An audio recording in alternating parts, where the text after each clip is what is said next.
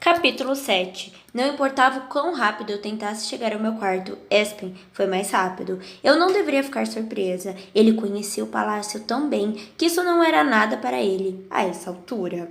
Ei, eu disse, sem saber direito por onde começar. Ele me deu um abraço rápido e depois recuou. Essa é minha garota. Achei graça. É?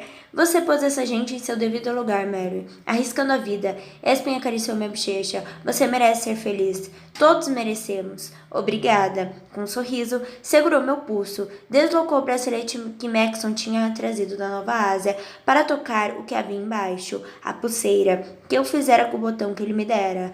Seus olhos se entristeceram ao contemplar aquela nossa pequena recordação. Vamos conversar em breve, conversar de verdade, temos muita coisa para resolver. Depois de dizer isso, Espen seguiu pelo corredor. Respirei fundo e levei as mãos à cabeça.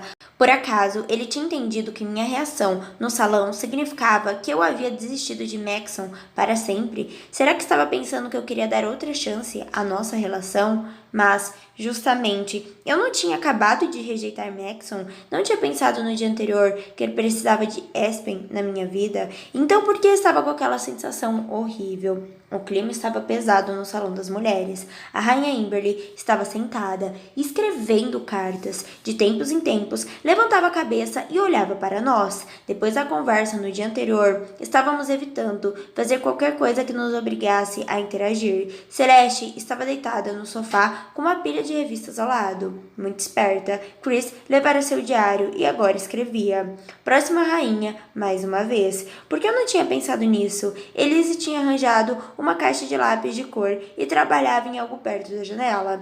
Eu estava em uma poltrona, perto da porta, lendo um livro. Desse jeito, não precisávamos fazer contato visual. Eu tentava me concentrar no que lia, mas na maior parte do tempo me perguntava quem os rebeldes queriam que fosse princesa, além de mim. Celeste era muito popular, seria fácil o povo segui-la. Imaginava se os rebeldes tinham noção de como ela era manipuladora. Talvez sim, eles sabiam coisas sobre mim. Será que havia mais coisas sobre ela de que eu não desconfiava? Chris era doce e, de acordo com uma pesquisa recente, uma das favoritas do povo. Sua família não tinha muito nome, mas ela era mais princesa que qualquer uma de nós. Tinha uma postura de nobreza, talvez esse fosse seu grande atrativo. Não era perfeita, mas era muito amável. Havia dias em que até eu torcia por ela.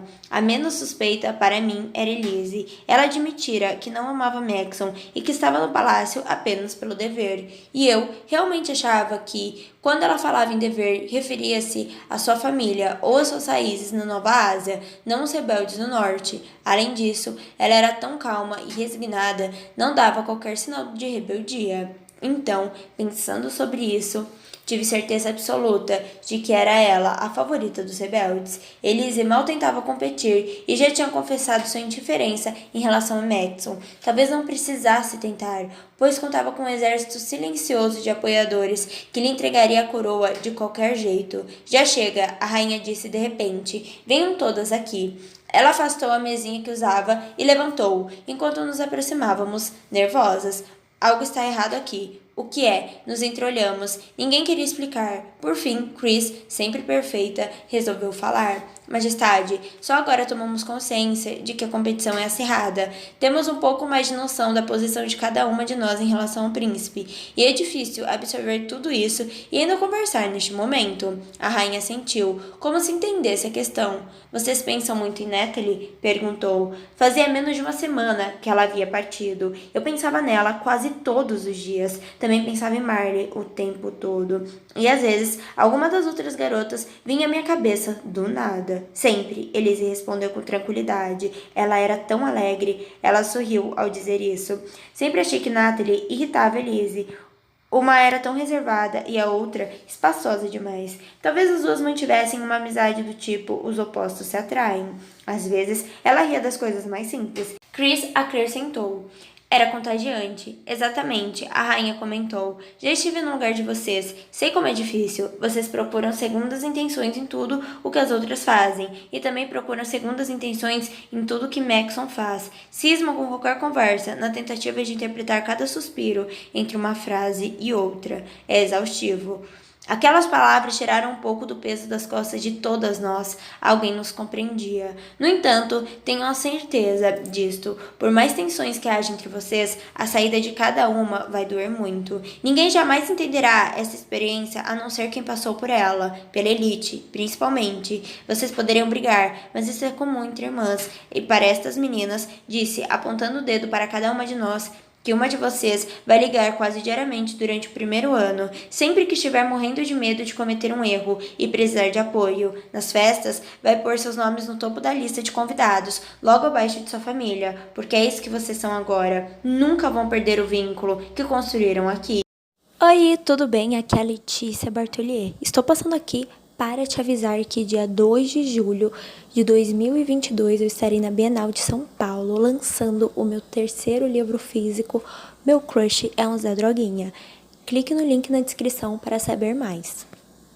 Trocamos olhares novamente. Se eu fosse princesa e precisasse de alguém com uma perspectiva racional em relação a algum problema, ligaria primeiro para Elise. Se brigasse com Maxon, Chris poderia me lembrar de tudo que ele tem de bom. E Celeste? Bom, não tinha tanta certeza, mas se havia alguém que poderia me dizer para ser mais dura em relação a alguma coisa, esse alguém seria ela. Então reflitam, aconselhou a rainha. Adaptem-se à nova situação e deixe o resto fluir. Não são vocês que o escolhem, ele é quem escolhe vocês. Não faz sentido odiar as outras por isso.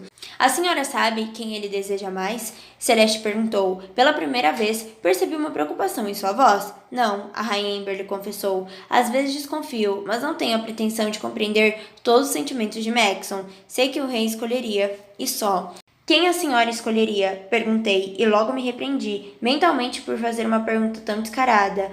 A rainha abriu um sorriso gentil. Sinceramente, não pensei no assunto. Ficaria de coração partido se começasse a amar uma de vocês como filha e depois a perdesse. Não suportaria. Baixei os olhos. Não sabia ao certo se aquelas eram palavras de consolo ou não. Posso dizer que ficaria feliz por ter qualquer uma de vocês na minha família. Levantei a cabeça e a rainha demorou a olhar em cada uma de nós. Agora temos trabalho a fazer. Permanecemos ali, caladas, assimilando sua sabedoria. Nunca havia procurado saber sobre as concorrentes da última seleção. Ido atrás de suas fotos ou algo assim. Conheci alguns nomes, a maioria deles mencionados por mulheres mais velhas nas festas em que ia cantar. Nunca tinha dado importância a isso. Já tínhamos uma rainha, e mesmo quando eu era criança, a ideia de me tornar princesa nunca me passara pela cabeça. Naquele momento, porém, comecei a pensar nas mulheres que visitavam a rainha ou que tinham aparecido no Halloween.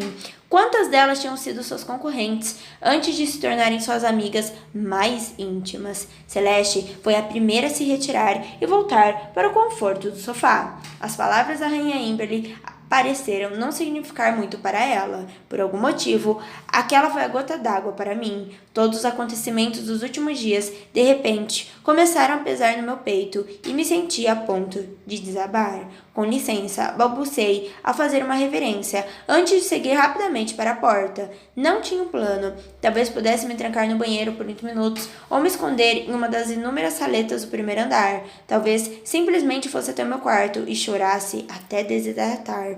Infelizmente, o universo parecia conspirar contra mim. Logo na saída do salão das mulheres, dei com Maxon, que andava em círculos como se tentasse resolver um quebra-cabeça. Ele me viu antes que eu pudesse me esconder. De todas as coisas que eu tinha pensado em fazer, aquela era a última da lista.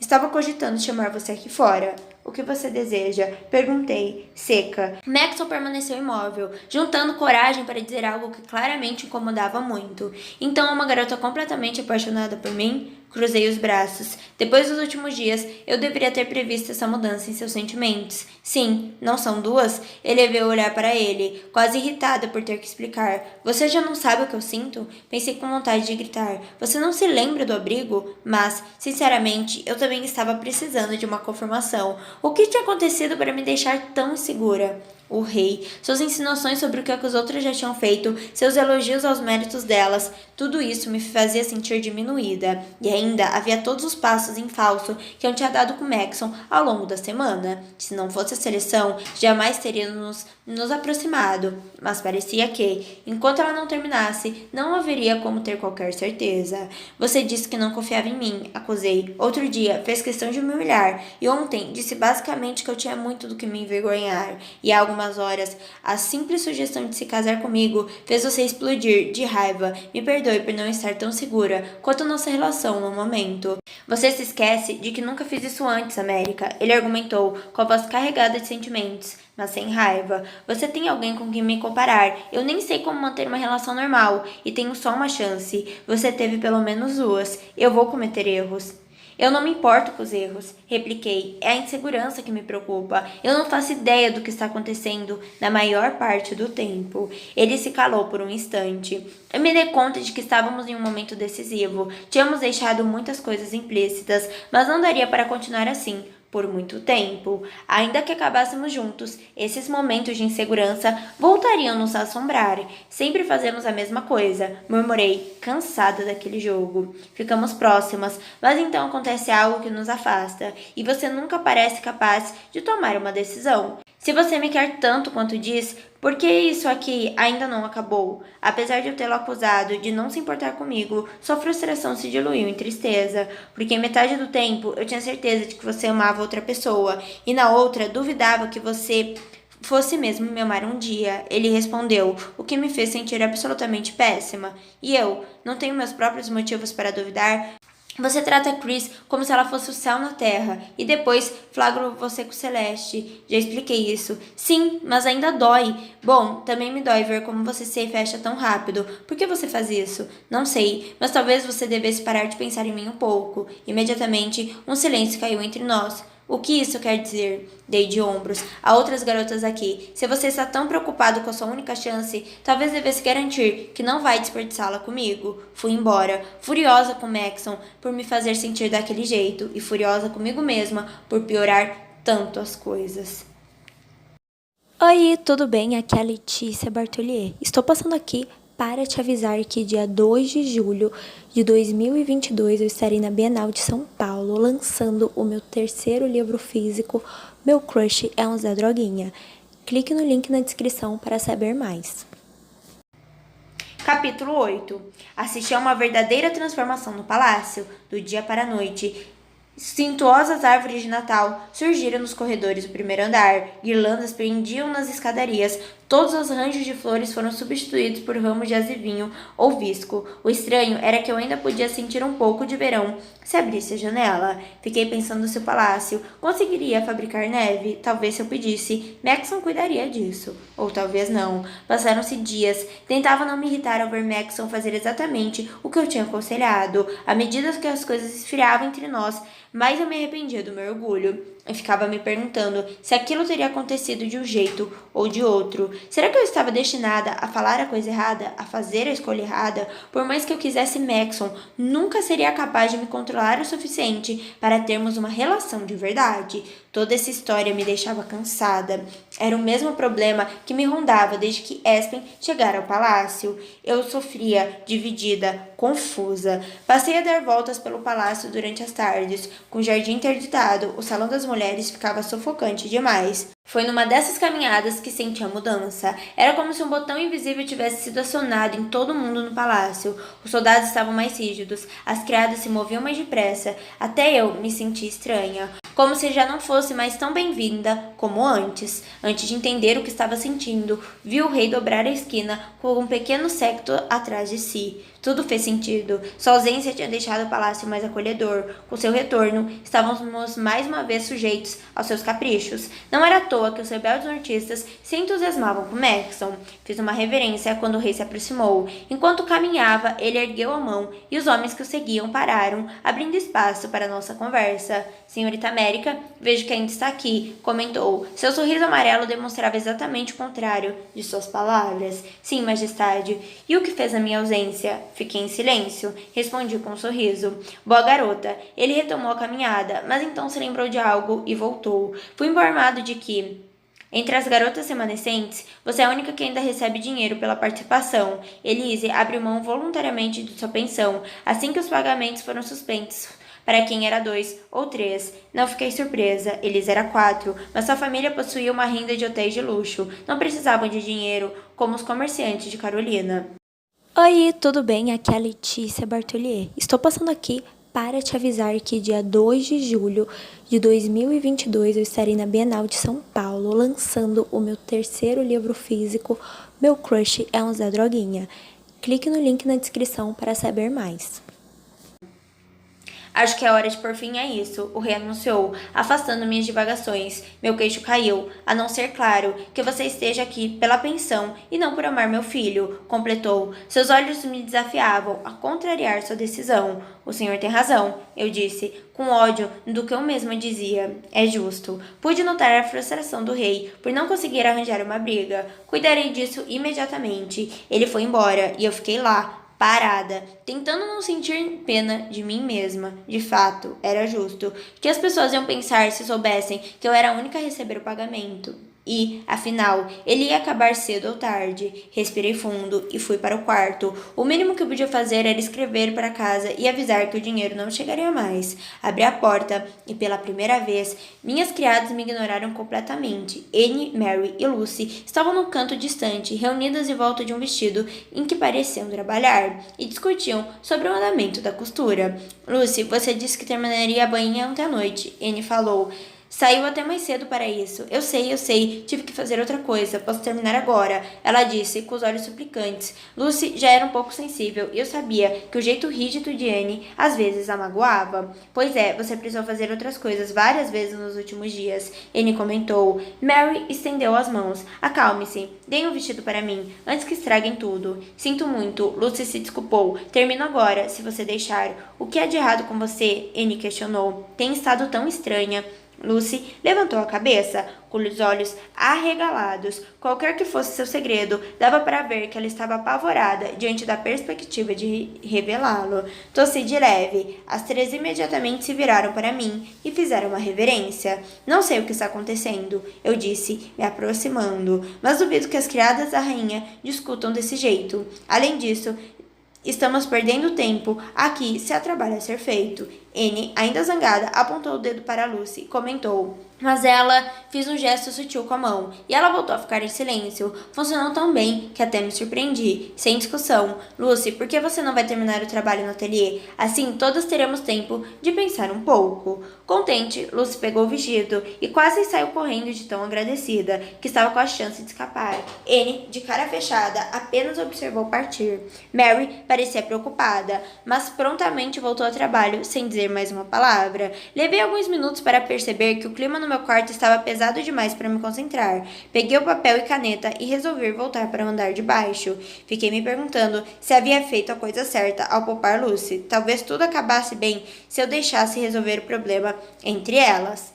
Talvez a minha intromissão abalasse a boa vontade que tinham para me ajudar. Nunca tinha sido mandona daquele jeito com elas. Parei na porta do salão das mulheres. Talvez lá também não fosse o melhor lugar para ficar. Segui pelo corredor principal, até topar com um cantinho discreto, onde havia um banco. Pareceu bom. Corri até a biblioteca para apanhar um livro e voltei para lá. Estava praticamente escondida atrás de um vaso enorme de plantas. A ampla janela dava para o jardim, e por uns instantes o palácio já não parecia tão pequeno. Contemplava os pássaros do lado de fora, enquanto tentava pensar na melhor maneira de avisar meus pais que eles não receberiam mais os cheques. Maxon, nós não podemos ter um encontro de verdade. E em algum lugar fora do palácio, reconheci no alto a voz de Chris. Talvez o salão das mulheres não estivesse tão cheio. Pude perceber que Maxon sorria quando respondeu. Eu bem que gostaria, querida. Mas seria complicado, mesmo que as coisas estivessem tranquilas. Queria vê-lo em um lugar onde você não fosse príncipe. Ela resmungou, fazendo charme. Mas eu sou o príncipe em todo lugar. Você sabe o que quero dizer. Sei, sinto muito. Mas não posso conceder isso a você. Seria ótimo vê-lo em outro lugar, onde você não fizesse parte da elite, mas esta é a minha vida. Seu tom de voz ficou mais triste. Você se arrependeria?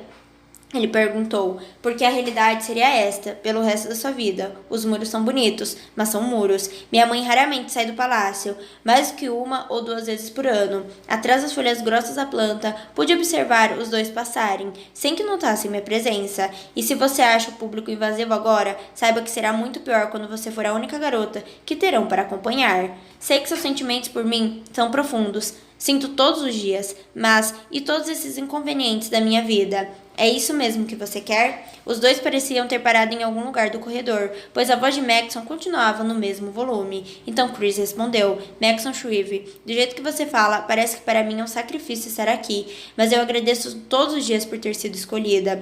Às vezes, tento imaginar como seria minha vida se não tivéssemos nos conhecido. Prefiro perder você agora do que nunca ter passado pela seleção.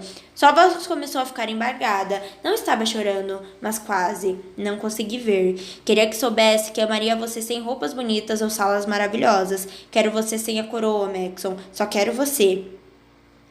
Maxon ficou sem palavras por um momento. Imaginei que ele a estivesse abraçando ou limpando suas lágrimas. Não consigo dizer o quanto significa para mim ouvir isso. Estava desesperado por ouvir alguém dizer que se importava apenas comigo. Ele confessou baixinho. Você é muito importante para mim, Maxon. Outro momento de silêncio entre os dois. Maxon, sim.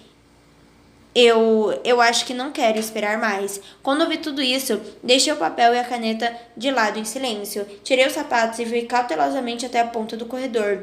Mesmo sabendo que me arrependeria depois, espiei por trás da parede e vi Chris passar delicadamente a mão pela nuca de Maxon, até parar na altura da gola de seu paletó. Os cabelos dela caíram de lado enquanto eles se beijavam. Para sua primeira vez, ela parecia se sair muito bem. Melhor que a primeira vez de Maxon, isso com certeza. Grudei novamente atrás da parede e ouvi Chris dar uma risadinha. Maxon deixou escapar um suspiro, meio de triunfo, meio de alívio. Voltei rapidamente para o banquinho e sentei virada para a janela, só para não levantar suspeitas. Quando faremos isso de novo? Ela perguntou baixinho. Que tal assim, que chegarmos ao seu quarto? A risada de Chris foi sumida à medida que os dois seguiam pelo corredor. Permaneci imóvel por um momento e em seguida peguei o papel e a caneta. As palavras vieram com facilidade. Mãe e pai, há tanto que fazer que preciso ser breve. Na tentativa de provar meu afeto por Maxon e não pelos luxos da elite, tive que abrir mão da pensão dada aos participantes. Sei que estou avisando de uma hora para outra, mas tenho certeza de que, com tudo que recebemos até agora, não poderíamos esperar muito mais. Espero que não fiquem decepcionados com a notícia. Estou com muita saudade e espero vê-los logo. Amo todos vocês. América. Oi, tudo bem? Aqui é a Letícia Bartolier e eu sou escritora de livros de romance. Meus livros são Me Apaixonei pelo Meu Sequestrador, Meu Crush é Droguinha e Eu Não Quero um Príncipe. Muito obrigada por ter escutado mais um capítulo desse audiobook maravilhoso. Quer aproveitar e garantir o seu livro pelo melhor preço? Então clica no link da descrição, ok? Combinado? Muito obrigada mais uma vez e beijão!